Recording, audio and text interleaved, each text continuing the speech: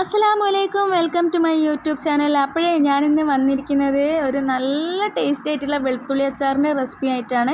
അതിനായിട്ട് 400 ഗ്രാം വെളുത്തുള്ളി എടുത്ത് വളരെ നേരം കഷ്ടപ്പെട്ടിരുന്ന് തൊലി ഉരിഞ്ഞൊക്കെ ക്ലീനാക്കി വെച്ചിട്ടുണ്ട്. ഇനി ഒരു ചീനച്ചട്ടി അടുപ്പത്ത് വെച്ച് ചൂടാക്കാൻ വേണ്ടി വെച്ചിട്ടുണ്ട്. അതിന് ശേഷം നല്ലെണ്ണ ഒഴിക്കുക. നല്ലെണ്ണയിലാണല്ലോ സാധാരണ എല്ലാവരും അച്ചാർ ഉണ്ടാക്കുന്നത്, അറിയാലോ.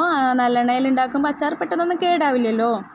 ഇനി നല്ലെണ്ണ ചൂടാകുമ്പോൾ കുറച്ച് കടുക് എടുത്ത് പൊട്ടിക്കുക. കടുകിൻ്റെ കണക്കൊക്കെ ഒരു കൈക്കണക്കാണ്, ആവശ്യാനുസരണം കടുകിടാം.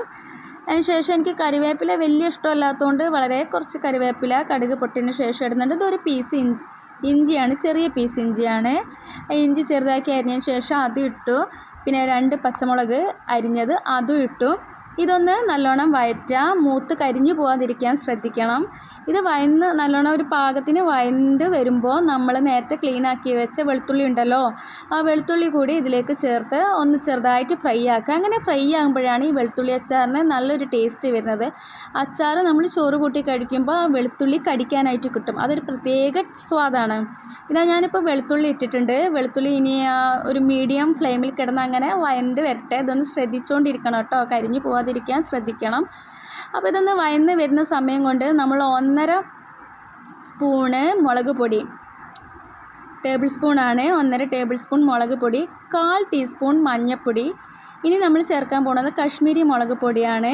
അത് കളറിനനുസരിച്ചാണ്, എരിവില്ലല്ലോ, അതുകൊണ്ട് നമുക്ക് 2 ടേബിൾ സ്പൂൺ വരെയൊക്കെ ചേർക്കാം. കുറയ്ക്കണമെങ്കിൽ കുറയ്ക്കാം. ഇനി ഈ മസാലയൊക്കെ ഒന്ന് ചേർത്തതിന് ശേഷം ഒന്ന് നല്ലോണം വഴറ്റിയെടുക്കാം, ഒന്ന് പച്ചമണമൊക്കെ പോകുന്നത് വരെ.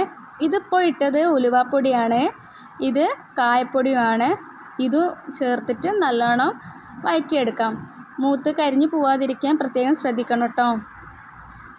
ഇനി ഇങ്ങനെ വഴണ്ട് വരുമ്പോഴാണ് നമ്മൾ വിനാഗിരി ചേർക്കുന്നത്. ഞാനിവിടെ ഒരു 4 ടേബിൾ സ്പൂൺ വിനാഗിരി ചേർക്കുന്നുണ്ട്.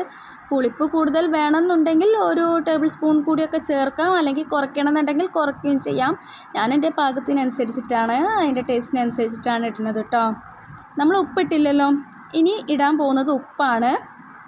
ഞാൻ 1 ടീസ്പൂൺ ഉപ്പ് കുറച്ചധികം കൂടി ഇട്ടിട്ടുണ്ട്. ഇത് നല്ലോണം മിക്സ് ആയതിന് ശേഷം നമുക്കിതിലേക്ക് വെള്ളം ഒഴിക്കണം. എത്ര ഗ്രേവി വേണമോ എന്നനുസരിച്ച് നമുക്ക് വെള്ളം ഒഴിക്കാം. ഞാനിവിടെ ഒരു 1/4 കപ്പോളം വെള്ളം ഒഴിക്കുന്നുണ്ട്. എനിക്ക് സ്കൂളിൽ കൊണ്ടുപോകേണ്ട ആവശ്യത്തിനൊക്കെ അനുസരിച്ച് ഞാൻ കുറച്ചും കൂടി വെള്ളം ഒഴിച്ചതേ ഉള്ളൂ.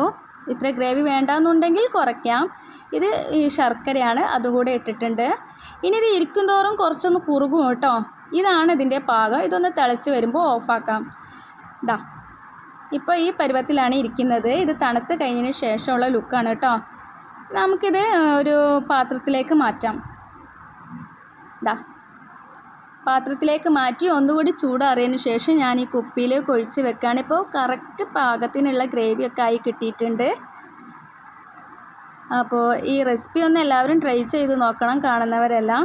നല്ല ടേസ്റ്റാണിത് കഴിക്കാനായിട്ട്. അസ്സലാമു അലൈക്കും.